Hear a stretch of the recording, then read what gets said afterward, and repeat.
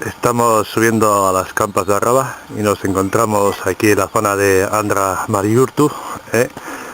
Este lugar, que tiene de especial, bueno, que está aquí a las faldas, digamos, de Lecanda, pero aquí detrás coincide, por ahí detrás, hay una fuente sulfurosa. Resulta pues que comentan que si tiene pues fines terapéuticos. Yo de todas maneras os digo, es un agua bastante normal, lo único que por la zona apesta como a huevos podridos. Pero bueno, si algún día pasáis por esta zona, ahí justo ahí detrás de la casa, allí digamos, ahí con su propio vaso y demás, está la fuente.